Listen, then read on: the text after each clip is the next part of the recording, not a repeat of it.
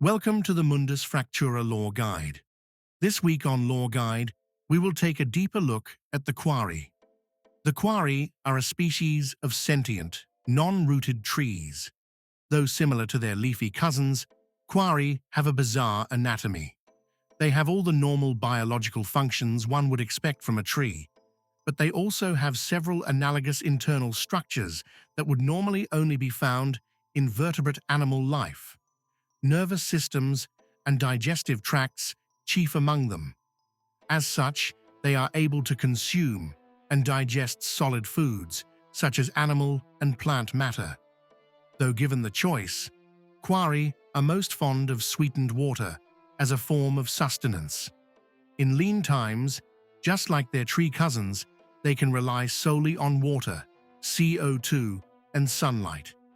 In times of extended environmental extremes, Kuari have been known to dig their feet and toes into the ground, going dormant for decades at a time. Like the elves, Kuari are an incredibly long-lived people, but unlike the elves, they do have a tendency to spend a great deal of that life sleeping. Regarding the Kuari social and mating structures, Kuari are monogamous and typically have a life mate by the age of 4 or 5 years. Though mated for life, it is not uncommon for Kuari to go years or even decades without seeing their partner. All Kuari mate exclusively for purposes of procreation. Further, they will never produce offspring unless they are confident that the environment can sustain the new arrivals. Some pairs will produce dozens of offspring, where others might not produce any. Kuari rely on natural pollinators such as bees or other insects to assist in procreating. Once pollinated, one or both partners will implant a single seed or many seeds in what they consider to be a suitable location. They will then leave their offspring to rear themselves. A Kuari will begin life indistinguishable from a mundane, rooted tree. They will remain so until they have reached a minimum height of approximately 1.5 meters. As growth rates can vary wildly from subspecies to subspecies, this can take anywhere from 6 months to 3 or 4 years.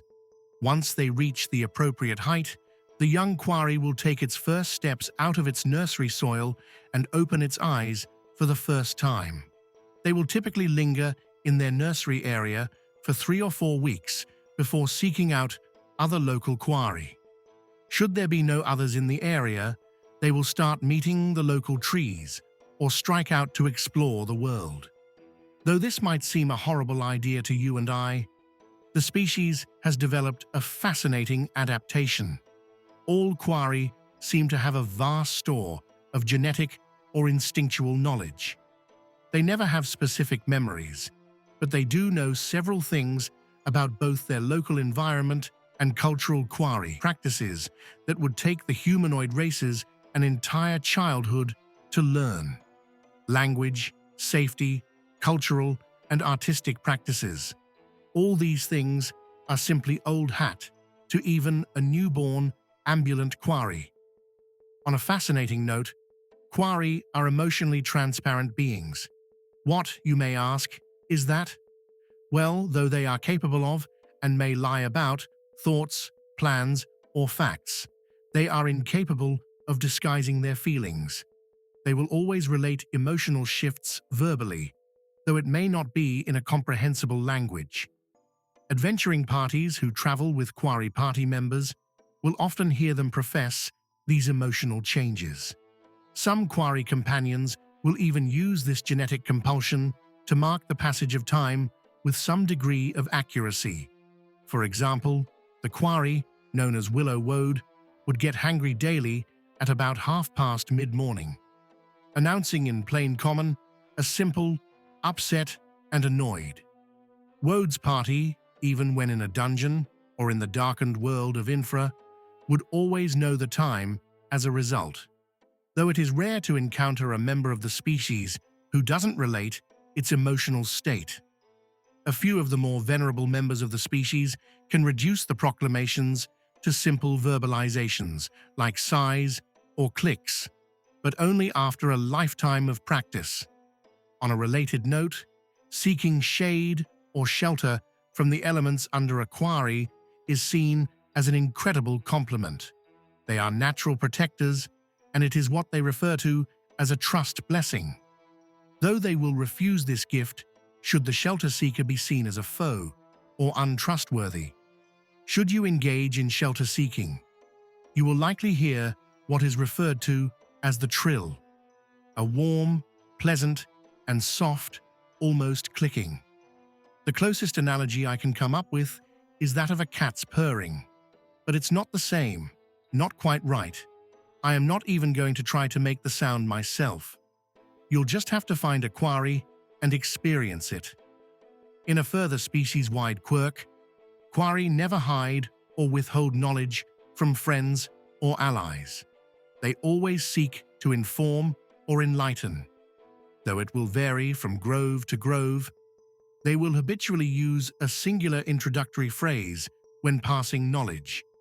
They strive to be polite and non-confrontational, and these phrases are employed ritualistically so as not to seem rude or like they know it all. The phrase will be something to the effect of, "I possess knowledge and wish to share it in friendship, so that you might know this knowledge and benefit from it as well, my most valued associate." This practice often becomes tiresome for non-Kuari, but it is an instinctual function of the race and is meant to safeguard an individual's emotional state. In cases of long acquaintance or friendships, Kuari can be convinced to shorten this preface when dealing with non-Kuari, but only shortened, never eliminated. For example, in the case of the previous phrase. With time and trust, it might evolve to, "I share this," or "for your benefit I say," or some other expedited variation. As noted previously, Kuari are natural protectors. As part of this instinct, they are known to travel vast distances, either individually or in small groups, from forest to forest, in a species-wide practice of arboreal stewardship. As part of this cultural proclivity to walkabouts, they often, though seemingly not intentionally, act as traveling merchants. They pick up baubles and trinkets in their wanderings and rehome these things in their journeys. As a word of advice, if you're ever in the wilds of Mundus and camp in a stand of trees for the night, if you wake in the morning and can't figure out where you misplaced your coffee pot, you probably made camp near a napping quarry who mistook your fire pit as an offering circle and your coffee pot as a gift. An offering circle is how the quarry give gifts or trade. It would seem that they like to embellish or decorate items that they intend for others to have. Circles around objects allow them to make the item more appealing without altering the original item. These circles can be made of any objects on hand, from simple stone or pebble circles to elaborate multi-material weaves and designs. Trading with a quarry can take some time, so don't enter into negotiation unless you have some time to spare. That is all for this time. I hope you have enjoyed this episode. Stay tuned for future lore, guide shorts, and thank you for listening. Goodbye for now.